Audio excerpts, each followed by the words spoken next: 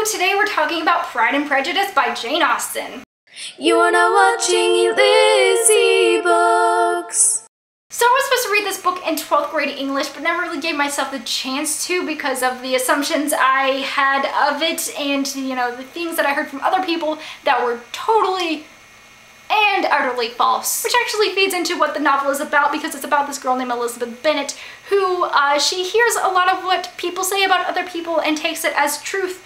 And so there's a lot of miscommunication and a lot of, you know, I believe this about you, but, you know, a lot of times she doesn't reveal that, and so you see her kind of avoiding people and pushing people away because she has this thought of who they are, and in reality they're totally different. Of course, she says when given a chance she would want to redeem herself. She's not one of those people who runs off and tries to fix things and, you know, has just, you know, OCD about it, because there's a lot of novels where you have that character who's like, oh, I need to fix things, I need to make it right, and she's like, you know, if I have the chance to, I will, but if I don't, I'm just gonna let it go, no regrets, and just keep living my life, no matter what that means. I feel like this is because of Mr. Bennet, because he is this kind of carefree kind of guy, not really super carefree, but, you know, he's 60 years old, he's retired, I guess, and, you know, he is this humorous character, he's a sarcastic character, and so she gets a little bit of that from him. And of course he contrasts her mother, who is very much a tightwad. She is very worried about her daughters, very worried about,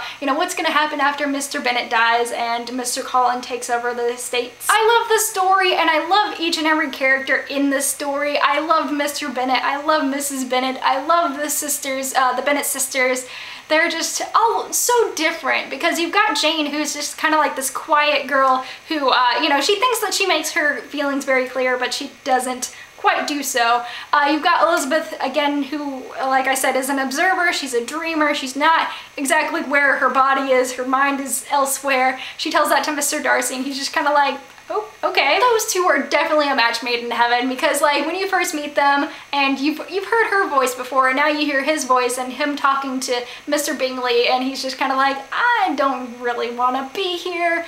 I don't want to dance. And she just kind of like is like, okay, feel ya, bro. Mr. Bingley is such a nice person. He actually apologizes for having a small library, which I feel like, I'm sure back then that kind of, you know, showed your intelligence of how many books you had in your library.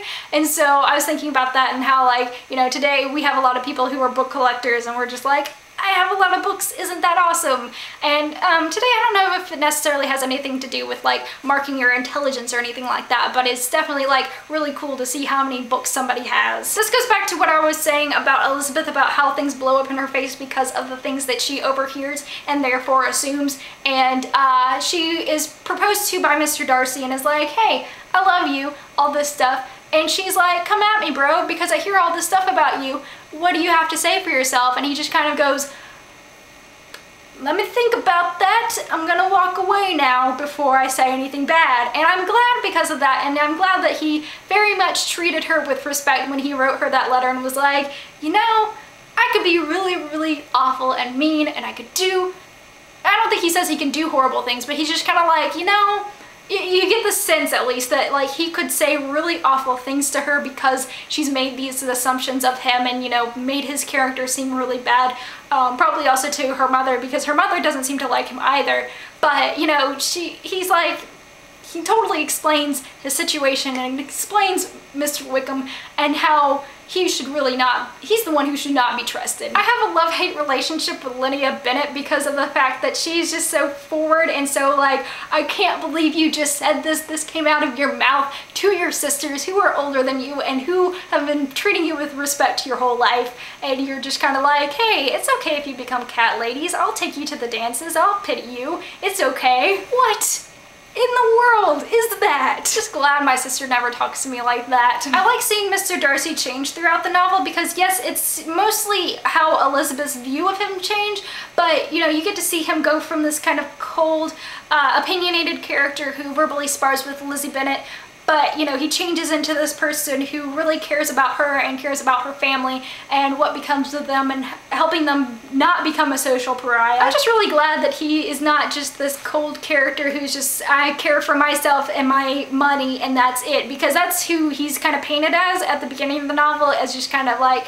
I'm just here because I have to be and because Mr. Bingley is my friend. I also love that Elizabeth Bennet totally calls out Mr. Wickham, but you know, she has that regret again that she didn't call him out in front of a lot of people, that she didn't tell other people, and you know, she just feels so like, oh, I should have done that and now I can't change that. And you know, that's kind of when Mr. Darcy steps in and goes, you know, you don't need to save anybody, I will help you. And it's not necessarily like, no, you don't, in this novel, I know I'm tripping over my words, but in this novel, you don't see guys condescending to girls. Like, they're told to be submissive, yes, but it's not in a condescending manner, and it's not in a way that's like, oh, you're less than me, or, you know, those kind of things, because, you know, I know in these novels, the girls want to be a head of a household because they're basically the queen of their household. And, yeah, that kind of went on a bunny trail of sorts. I hope you enjoyed this discussion of Pride and Prejudice as much as I loved reading this Pride and Prejudice book of gloriousness.